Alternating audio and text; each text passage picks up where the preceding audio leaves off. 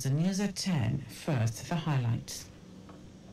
Lagos State Government signs Memorandum of Understanding on Smart Health Initiative Platform. NAFDAC urges stakeholders to take deliberate action on food safety culture to mitigate hazards.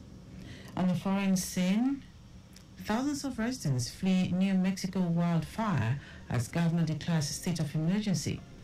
And in sport, NFF announces date, venue of President Federation Cup.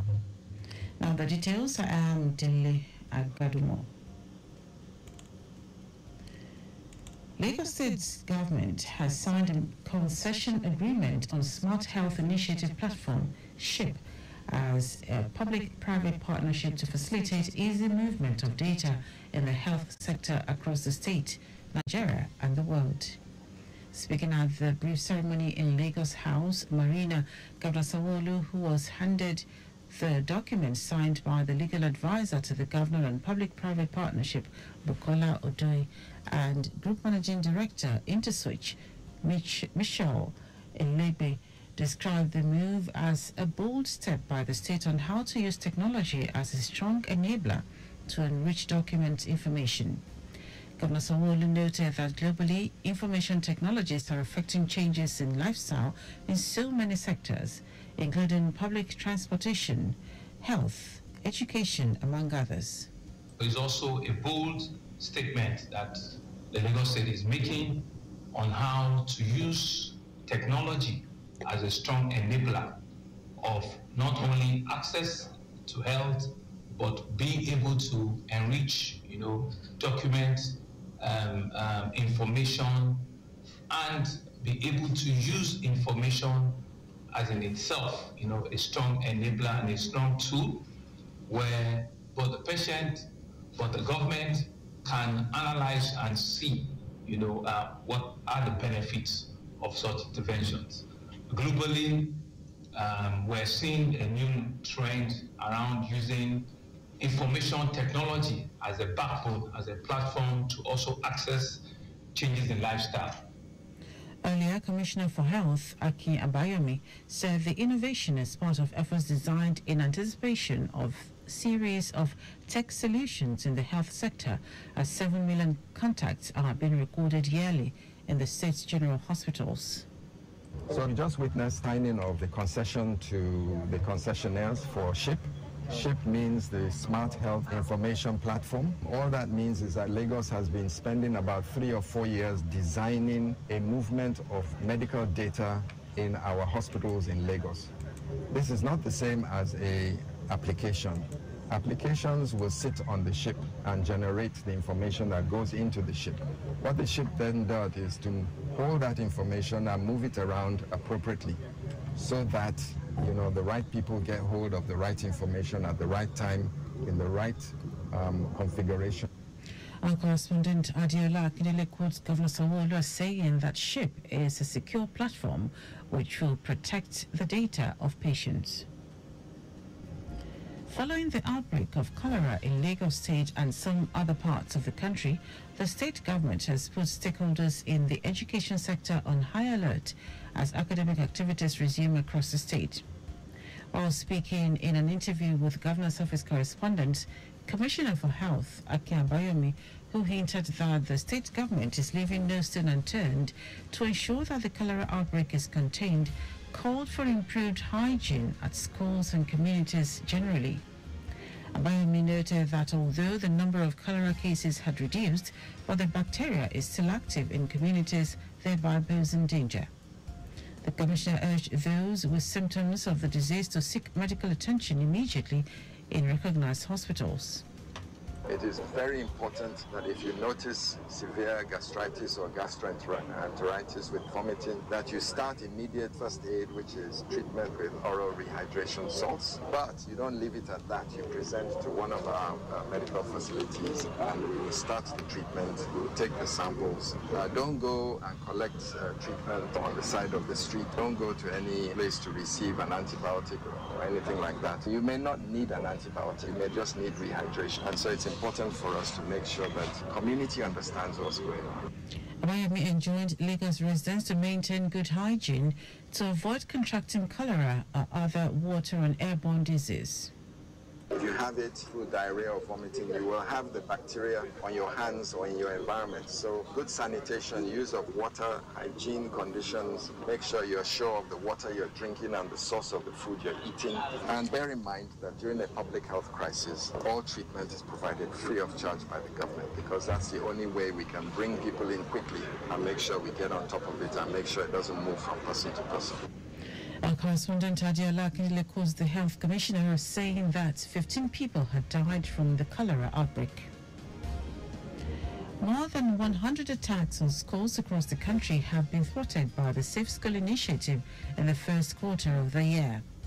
Speaking in an interview, the National Safe School Response Coordination Center Commander Hamid Aboduri said majority of attacks were repelled in the northeast, northwest and north central regions during the year under review. Aboduri noted that perpetrators are encouraged by the economic gains of ransom payments. The Safe School initiative, domiciled in the Nigeria Security and Civil Defense Corps, aims to ensure that children in conflict zones or areas plagued by insecurity can continue their education. Now to the rest of the stories. The National Agency for Food and Drug Administration and Control, NAFDAC, has called on all stakeholders in the food supply chain to take deliberate actions to institute a food safety culture to mitigate food hazards and risks that could compromise food safety. NAFDAC Director General Mojisola Adeyeye gave the admonition at the 2024 World Food Safety Day with the theme Food Safety, Prepare for the Unexpected. Adeyeye remarked that food safety is not only important for public health, but an essential condition for economic development and food security. She emphasized that food safety is a collective responsibility, noting that everyone from producers to consumers need to play their part to be sure that the food they eat is safe. World Food Safety Day was established in 2018 by the United Nations General Assembly after it was suggested by the Codex Alimentarius Commission as a way of raising food safety awareness and promoting collaboration across sectors. The Federal Ministry of Health and Social Welfare is awaiting the assent of President Bola Tinubu on an executive order to curb escalating drug prices in the country. Coordinating Minister of Health and Social Welfare, Mohammed Pate, who spoke at the third edition of the Ministerial Press Briefing series initiated by the Ministry of Information in Abuja, explained that the executive order is a short-term goal in reducing drug prices. But he noted that the mid to long-term goals towards reducing drug prices involved the domestication of imported drugs within the next 3 years in collaboration with the Ministry of Industry, Trade and Investment. Now to foreign news. Thousands of southern New Mexico residents fled a mountainous village as a wind-whipped wildfire tore through homes and other buildings and killed at least one person. Officials warned that the danger is not over. New Mexico Governor Michelle Grisham declared a state of emergency that covers Ruidoso and neighboring tribal lands and deployed National Guard troops to the area. Officials said a top-level fire management team is expected to take, and winds will continue to challenge crews. The governor's office confirmed the fatality but said it had no other details. In our sports, the grand finale of this year's President Federation Cup men and women competitions will take place at the MKO Abiola National Stadium, Abuja, on Saturday, 29th June 2024. NFF General Secretary Mohammed Sanusi, who made this known, explained that the date has been agreed in view of the fact that Nigeria has until midnight of Sunday, June 30, to submit the names of representative clubs in next season's Continental Club competition at the Confederation of African Football. Sanusi said the women's final will begin at 1 p.m. while the men's final will commence at 4 p.m. Meanwhile, the quarterfinals of the women's competition will take place today with Benin City, Asaba and Enugu as host centers. The semi-finals of the men's competition will take place on Thursday with Abuja and Lafia as host centers. And that ends our news at 10. Just before we go, maintain adequate distance from the vehicle ahead of you to avoid collision. You can follow us and like all our various social media platforms: X Traffic Radio 961, Facebook Lagos Traffic Radio 96.1 FM, on Instagram Lagos Traffic Radio 961. Subscribe and watch our news and programs live on YouTube at Traffic Radio 961.